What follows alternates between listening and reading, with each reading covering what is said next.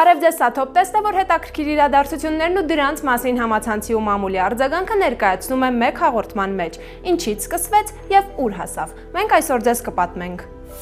Գենդերային կրքեր ու ծեծկրտուկ Երևանում։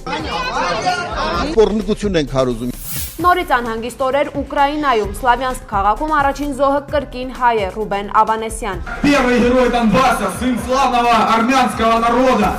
Անջելինա Ջոլին վիրավորել է Քիմ Քարդաշյանին Քեսաբի մասին գրառման համար։ Պաշտոնյաները Համոսահյանի ծննդյան օրը հանճարեղ բանաստեղծի տողերն են կարդում ու նաև շփոթվում Գեգամ Սարյանից էլ մեջբերում անելով։ Ծխախոտը, սայրվում է, սպառվում է։ Իսկ նախարարական պաշտոնակատարներից ոմանք էլ մինչ նոր կառավարության ձևավորումը խաղեր են խաղում։ Մարսկոյ բոյ ունեք։ Մարսկոյ բոյ։ Հեռուստաընկերությունները կոնֆետի գումար չունեն։ Ամենտեղ պատճառաբանություն նույնը, փող չկա, իմ համար անհասկանալի է։ Հայաստանն անցած շաբաթը դիմավորեց նոր վարչապետով։ Թվով 13-րդը ազգային ժողովի արդեն նախկին նախագահ Հովիկ Աբրահամյանն է, ում թափուր մնացած տեղի հավակնորդի, ինչպես նաև կառավարության նոր կազմի մասին գուշակություններն ու կանխատեսումները շարունակվեցին ողջ շաբաթվա ընթացքում։ Այս գործում, սակայն, ինչպես ասում են, շտապել պետք չէ, ինչպես վարչապետի նշանակման հարցում էր երկրի ղեկավարը քաղաքական կոնսուլտացիաներ անցկացնում, այնպես էլ նորանշանակ վարչապետն է քննարկումներ անցկացում քաղաքական ուժերի հետ իր կաբինետը կազմելու ուղղությամբ։ Մնում է, որ երկար սպասված կոալիցիան ցանկալի ֆորմատով կազմավորվի ու երկրի տնտեսական սայլը տեղից շարժվի։ Նշենք միայն, որ նորանշանակ վարչապետն իր առաջին հրապարակային մեկնաբանությունը տվել է ոչ թե ասենք իր կողմից ներկայացվելի կառավարության ծրագրի վերաբերյալ բարձրացվող հարցերի առնչությամբ, այլ պատասխանել է ընդդիմադիր Հայ ազգային կոնգրեսին։ Թերթ-ի հետ զրույցում անդրադառնալով ՀԱԿ-ի հայտարարությանը, ըստ որի հայտնի քարյակի հիմնական խնդիրը պետք է դառնա երկրի նախագահի հեռացումը, Հովիկ Աբրահամյանն ասել է. Երբեք չեմ ընդունել ու չեմ ընդունում մութ անկյունում նստած խառնակցությամբ զբաղվելու գործելավոճը։ Եթե առանձին մարդկանց թվում է, որ ոչ ոք չի նկատում տողերի մեջ թաքցրած սեփական ուժերից վեր ամբիցիաները եւ որ իրենք կարող են ուրիշների ձեռքով իրենց համար կարկանդակներ հանել, ապա իսկապես սխալվում են։ Ժամանակները փոխվել են, մեր հասարակությանը հետաքրքրում է առկա խնդիրներին լուծում տալը, բոլորի ուժերի միավորումը սոցիալ-տնտեսական վերելքի համար, ոչ թե տարբեր ժամկետանց խարդավանքներին հետևելը։ Չարությունն ու նենգությունը պետք է սահման ունենան։ Ծերությունը պետք է արժանապատիվ վայելել, ոչ թե շարունակել անել ամեն ինչ, որ Հայաստանում վատ լինի։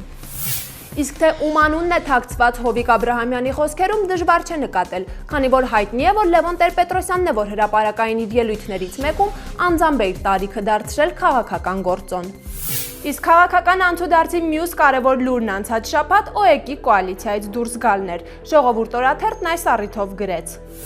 ՕԵԿ-ից 6 տարի պահանջվեց, որպեսզի գիտակցի իր իրական տեղն ու դերը ՀՀԿ-ի կողքին, սակայն ՕԵԿ ղեկավար Արտուր Բաղդասարյանը գիտակցության այդ պաուզայից օգտվելով հասցրեց բավականին մեծ հարստություն դիզել։ Ժողովուրդը նաև արձանագրեց, որ թերթի տեղեկություններով ՕԵԿ-ի կոալիցիայից դուրս գալը միանգամայն սպասված էր։ Բաղդասարյանը վերջին շրջանում ՕԵԿ կառույցներում հանդիպումներ է ունեցել, լսել կուսակցության մասին հասարակական կարծիքը, նաև ասել է, որ իրենք կարող է պրոֆիլ փոխեն։ Սակայն այս ամենն արել է ՕԵԿ-ական պաշտոնյաներից գաղտնի, ինչը կուսակցության ներսում լուրջ դժգոհություն է հարուցել։ Թերթը նաև հիշեցրել է, որ Արտուր Բաղդասարյանը ՕԵԿ քվոտայով նախարարների հետ կոնֆլիկտ էր ունեցել, երբ պահանջել էր, որ նրանք ֆինանսական ներդրումներ անեն կուսակցությունում, բայց նախարարները հրաժարվել էին։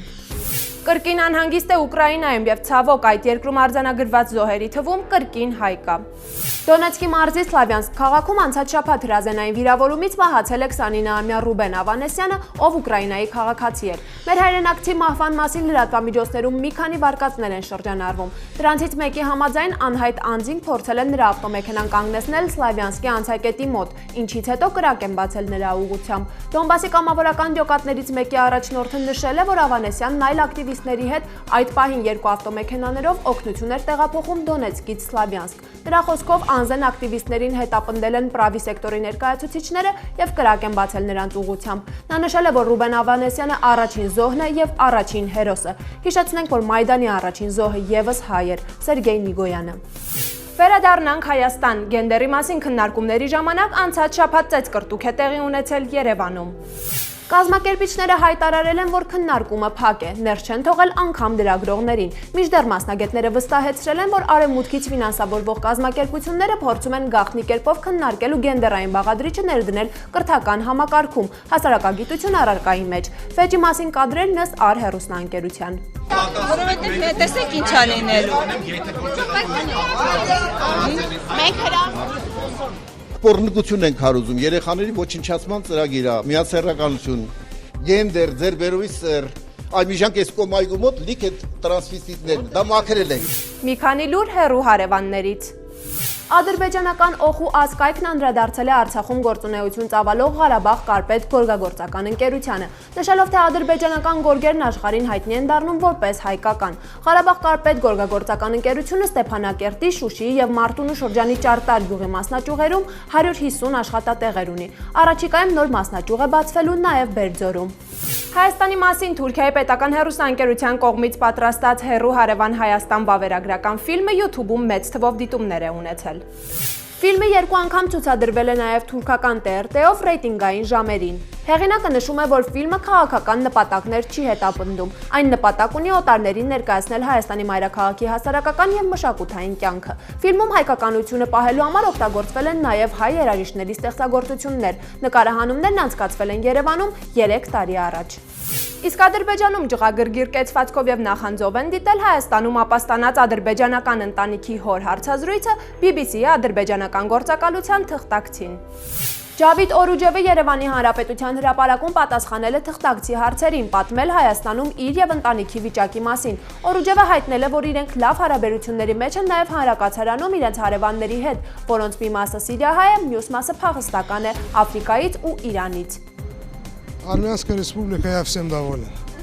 На самом деле я доволен Армянской республикой и народом. Как-то все дружелюбно и с пониманием отнеслись к нам. Спасибо огромное. Օրուջևը չի բացառել, որ ընտանիքով տեղափոխվի այլ երկիր, սակայն նշել է, որ իր ընտանիքը երբեք Ադրբեջան չի վերադառնա։ Հիշեցնենք, որ Օրուջևը նրա հայկական արմատներով կինը եւ 3 երեխաները Ադրբեջանի ազգային անվտանգության նախարարության հետապնդումների պատճառով փախել էին Ադրբեջանից եւ հունվարին Բագրատաշենի անցակետում ապաստան խնդրել Հայաստանի իշխանությունից։ Հայկական կողմը նրանց պահանջը բավարարել է։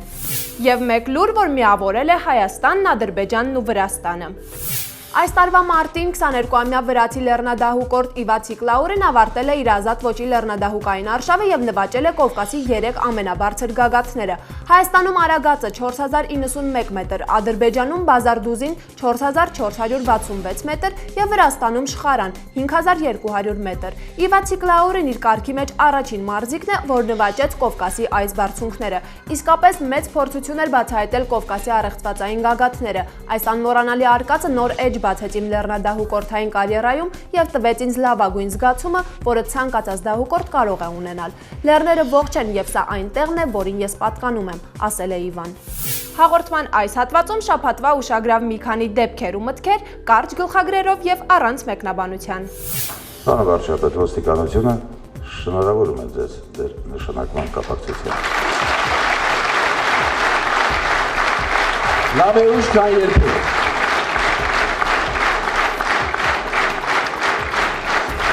Ուշ լինի։ Իսկ ինչ եք ուզեիք օրինակ փոխվել առաջին հերթին։ Մտածելակերպը։ Ինչպիսին կլինեն նոր։ Բոլորիս մտածելակերպը։ Այդ թվում ձերը։ Եվ ձեր։ Այսինքն օրինակ ձեր դեպքում ինչ պիտի փոխեք, որ Մենք արդեն ձեզ ավելի մենք մեռելներից հարություն ենք առնում, մենք մեր սխալները շտկում ենք ամեն օր։ Նախագահի գլխավորությամբ Հայաստանի Հանրապետական կուսակցության կողմից վերջին իրականացված նախաձեռնությունները ամբողջական ռեստարտ են քաղաքական կյանքի եւ եւս մեկ անգամ ապացույցն է այն հանգամանքի, որ քաղաքական կյանքի ջոյստիկը Հայաստանի Հանրապետական կուսակցության ռեստարտ ինչի նկատի ունեք, պարոն նախարար, կրկնում անդրադառնաք։ Կարծում եմ դուք շատ ժամանակակից անձնավորություն եք, ձեր լսարանը շատ ժամանակակից է եւ ռեստարտ եզրույթը ամբողջությամբ ընկալել է։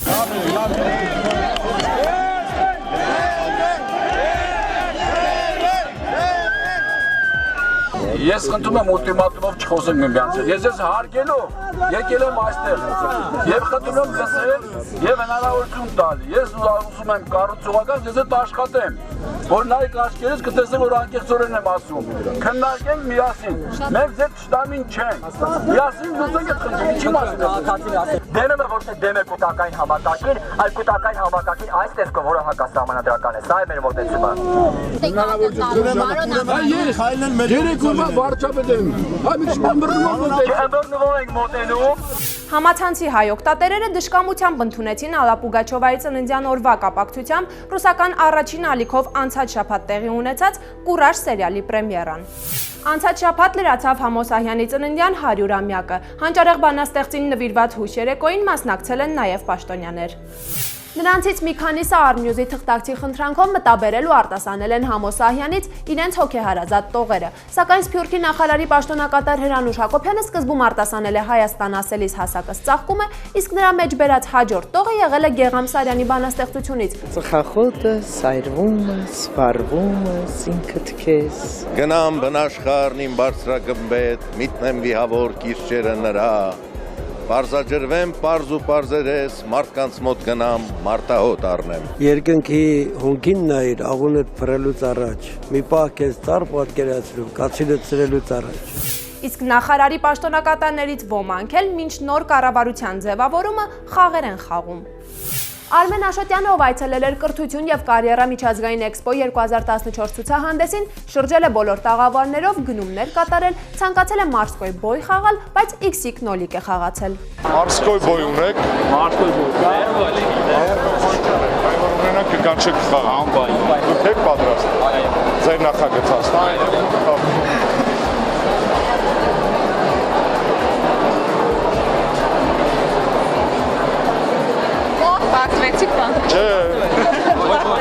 Ոչ ոքի ժողովուրդ։ Հաղորդման այս հատվածում զրույց հայրենիքի ու սիրած գործի մասին։ Դեռ տարիներ առաջ մեր այսօրվա հյուրը մանկական ամենասիրված հաղորդաշարի Տունտունուկի տաղավարից էր մեզ ժպտում, իսկ այսօր փորձում է ժպիտ ու լավատեսություն փոխանցել իր գրքերով ու երգերով եւ նաեւ հորդորում է, որ հայի անելիքը Հայաստանում է։ Այսօր բացարձակարժեք հաղորդման շրջանակներում զրուցում ենք դրամատուրգ, սցենարիստ, երգահան Քրիստ Մանարյանի հետ։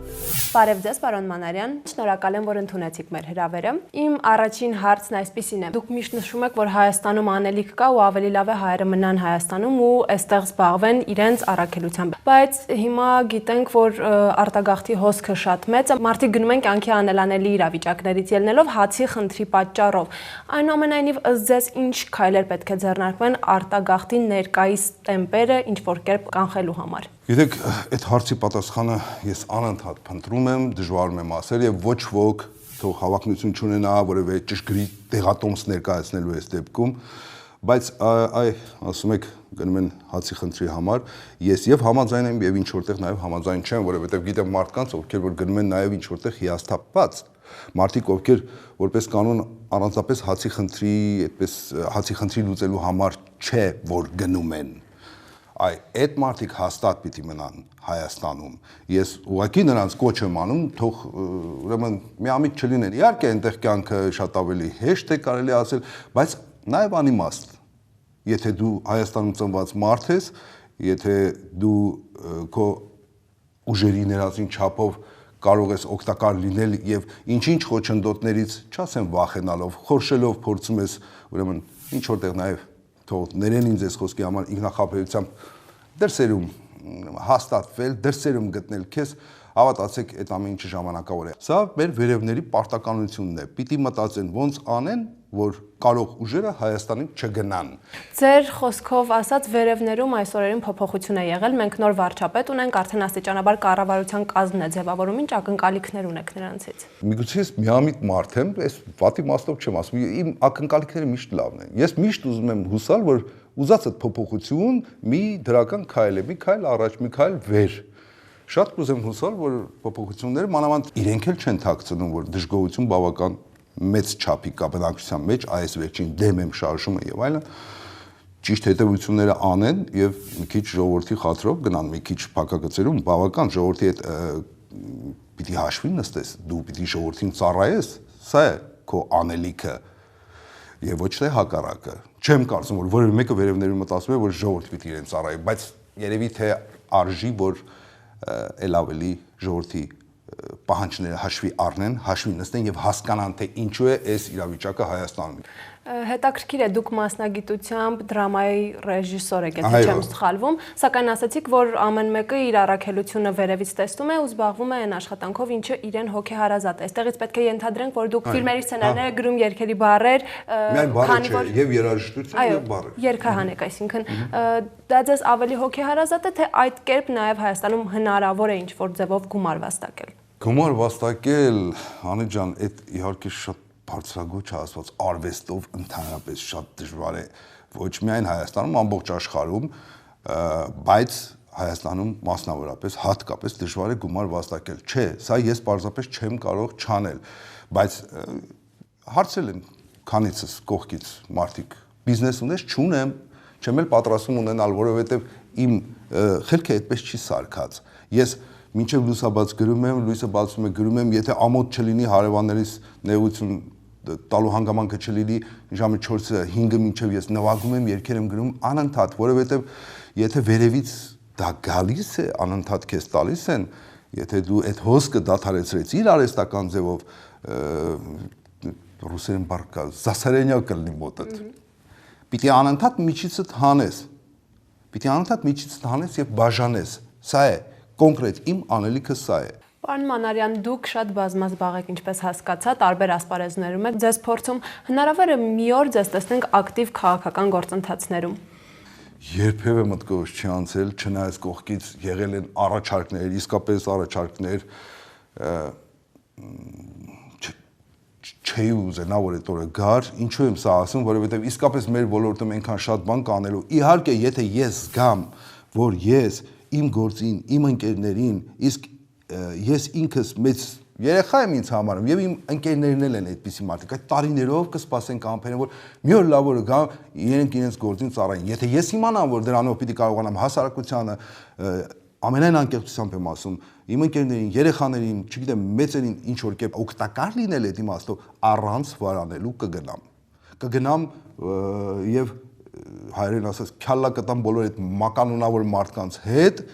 եւ չեմ սկսի կռվից կամ պայքարից,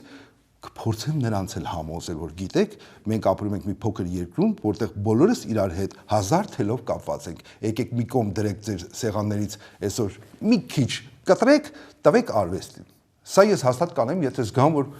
այդ կերպ կարող եմ օգտակար լինել։ Ինչն է ուրախացնում վերջերս Երևանի քաղաքապետի կողմից մշակույթի պատվավոր գործիչ մեդալը ստացած քաղաքացուն Հայաստանում, այսինքն որն է ձեր շարժիչ ուժը ու կարելի է ասել նաև հույսը ավելի լավ ապագայի։ Առհասարակ ինձ ուրախացնում է այն, որ իմ տարեկիցները, ավելի երիտասարդները, այն մարդիկ, ովքեր զինվորագրվել են մեր գործին, արվեստին,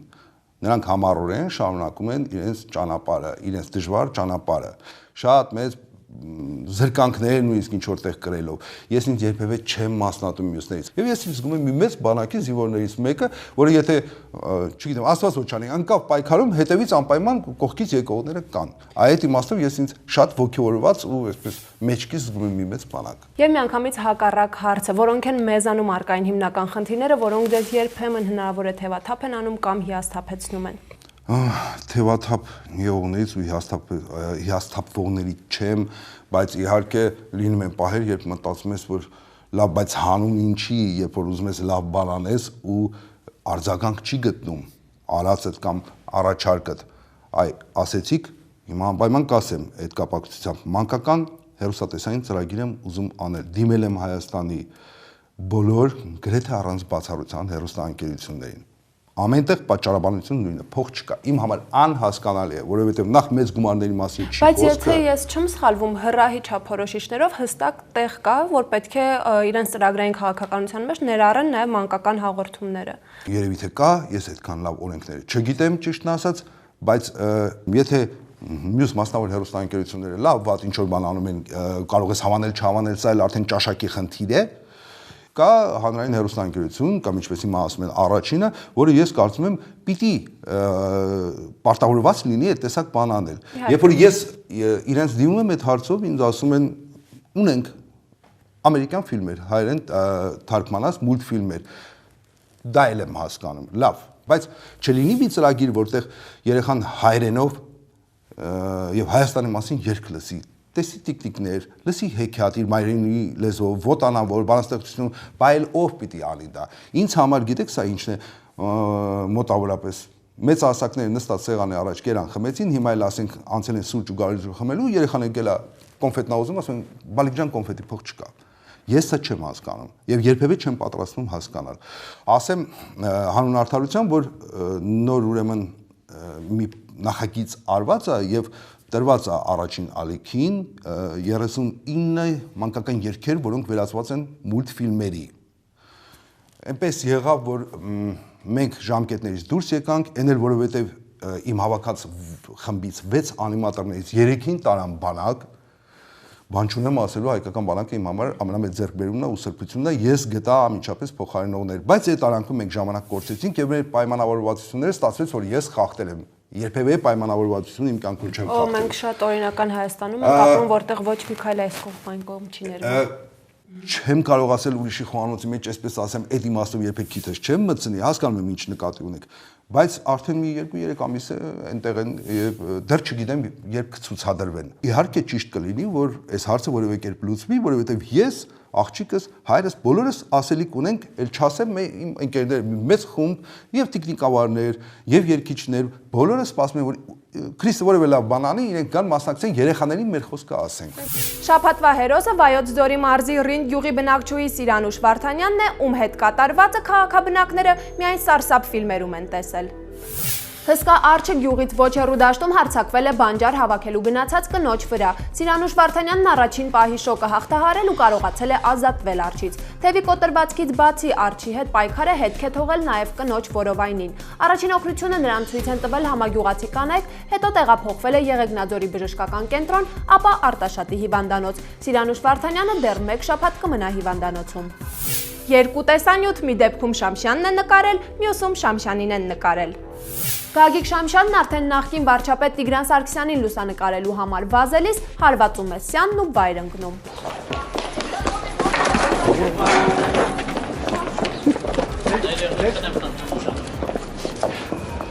Հասցրեցի։ Իսկ արդեն նորանշանակ վարչապետ Հովիկ Աբրահամյանի համար համացանցում ոչ անհայտ ՀՀԿ-ական տատիկի աղոթքը նկարել է անձամբ Գագիկ Շամշյանը։ Աղոթքը Սուսան տատիկը հնչեցնում էր ՀՀԿ գլխավոր գրասենյակի մոտ հենց այն ժամանակ, երբ Սերժ Սարգսյանը պատրաստվում էր ներկայացնել վարչապետի թեկնածուին։ Հովիկ Արգաբիչը որտեղի վարչապետ, ողջունում եմ ես քեզ։ Մեկ տեղեկություն Երևանում սպասվող մշակութային կարևոր միջոցառման մասին։ Հայ-իտալական մշակութային համագործակցությունը մշտապես կարևորվել է թե մեր եւ թե իտալացիների կողմից։ Թերևս հենց այս տեսանկյունից էլ յուրօրինակ ձեռբերում կարելի է համարել անտիկյան ցուցասրահի եւ Ռենկո Արմեստեյտ ընկերության նոր եւ միջազգային մասշտաբի նախաձեռնությունը։ Ապրիլի 25-ից մինչև հունիսի 2-ը հայ արվեստասեր հասարակությունը հնարավորություն կունենա ներկա գտնվել իտալացի ժամանակակից արվեստի ամենավառ ներկայացուցիչներից մեկի՝ գեղանկարիչ քանդակագործ Բրունո Բրունիի ցուցահանդեսին։ Բրունիի կեսդարյա ստեղծագործական կյանքը դասավորվել է Գերմանիայի եւ Իտալիայի միջև եւ այս պատճառով է, որ այդ երկրների կապն անընդհատ նշмарվում է նրա արվեստում։ Իտալացի արվեստագետն արդեն 80-ին մոտ է, սակայն անգամ մտադրություն էլ չունի վրձինը մի կողմ դնել։ Ես երջանիկ եմ, երբ նկարում եմ, որովհետեւ նկարելիս ես միշտ նոր բաներ եմ սովորում։ Ցանկացած բան, որ նկարում եմ, դրա մասին ամեն ինչ իմանում եմ։ Իր հարցազրույցներում մշտապես ընդգծում է վարպետը։ Բրունո Բրունիի գործերի ցուցադրությունը տեղի կունենա Հայաստանի ազգային պատկերասրահում։ Հաղորդման այս հատվածում կրկին շաբաթվա ուշագրավ մի քանի իրադարձությունների մասին եւ նորից կարճ գլխագրերով ու առանց մեկնաբանության։ Պարոն Աբրահամյան, շնորհավորում ենք։ Մենք հյուզանն ենք, մեր 15 ընտանիքը փողոցում է մնացել, վարչապետի մի հատ որոշում ենք կայացրել։ Հնարավոր չի, փողոցն ենք։ Խնդրում ենք մի հատ ընդունել։ Մի համար կլեք բաղաձես կհրավիրում ես։ Անձամբ կլսենք։ Պարոն Աբրահամյան, Կենտրոն ապրեմ, գնամ գյուղ ապրեմ, ինչի համար։ Գյուղացի, ես իմ որ գեղերից գար կենտրոնում ապրեմ, ենք եթան գյուղ ապրենք, ինչի համար։ Առողջապահության Չեն էլ ամանջում եք, դեն չարքոլոտ եք շնչում։ Ուրեմն նկարելու համար դուք կարող եք այլ Կազմել եւ ընձերից նկարել, ոչ թե երկու ավական ու անգամ միանալի կանգնվեք, որ մարդիկ իրար երես չտեսնեն։ Այդ ես չուզում։ Նկարի։ Ուրեմն կնստենք կորոշենք ձեր համար մեծ հավաքականները։ Դրա համար կետեք կկանոնակարգեն, հավաքական նիստերի ժամանակ ասեն լրագրողները ինչ կարգով պետք է։ Ախր մենակ իրար չեն լրագրող, մնացածներն են լրագրող, մնացածին հարկը մենք ձեզ չեն, չի յոմը։ Պարոն Շահինյան, ընտրված հավաքանու անգամ եք, ձեր ո՞նց եք տալու։ Չի ես գալի տեղս նստեմ, ամենակետից միջատերությունը դից մի դազոր բացատրել։ Ձեր տեղին չի հետաքրքրում, այդ ինչ տեղավ ու կամյատել։ Այդ ումից նկարեք մի խանգարեք։ Արիտ եք կտե նկարելու։ Սա այն հալեավակն է արգելիզատան, որը բրնել է Վարդանի հեռախոսը, բայց միջև վթարի տեղը, եթե տեսնում եք,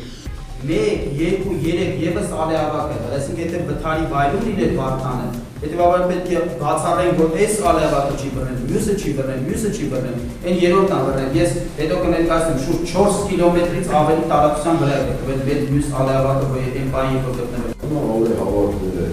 կարող է լինել մի քանիսը, մի ալեավակը ծանրաբեռնության դեպքում կարող է ձեռախոսած նամի չընդունել, չնայած որ անձը ավելի մոտ կգտնվի այդ կայանին, այդ զանգը կսպասարկվի մեկ այլ կայանի կողմից, եթե բացատրացվի, որ այդ դեպքում մենք լրացուցիչ պետք է որոշում կայք։ Աշխատակցությունը մացել դեռ է պետքի մայից առաջ։ Օրեր առաջ Քիմ Քարդաշյանը Twitter-ի իր էջում փորձել է աշխարհի ուշադրությունը հրավիրել Քեսաբում տեղի ունեցող դեպքերի եւ սիրիահայերի նկատմամբ իրականացվող բռնությունների վրա։ Ռեալիթի շոուի աստղի այս քայլը կարծես թե դուր չի եկել հոլիվուդյան դերասանուհի Անջելինա Ջոլիին, քանի որ վերջինս համացանցում գրել է, որ եթե Քիմը ցանկություն ունենար օգնել մարդկանց, ապա իր մեջ կանհանգստանար, այլ ոչ թե կգրեր իրականությանը չհամապատասխանող լուրեր։ Ում տեղն է իրեն դրել այդ դատարկագլուխ հիմարը, ինչու նա չի զբաղվում իր reality TV-ով, ասել է Անջելինա Ջոլին։ Հիշեցնենք, որ Քիմ Քարդաշյանը տարածելով Save Kesab եւ Armenian Genocide hashtag-երը համացանցում գրել էր. «Խնդրում եմ, եկեք թույլ չտանք, որ պատմությունը կրկնվի։ Եթե չգիտեք, թե ինչ է կատարվում Քեսաբում, ապա Google-ով ճշտեք։ Մարդու սիրտ է ցավում։ Որպես հայ ես հասակ եմ առել բազմաթիվ նման ցավալի պատմություններ լսելով»։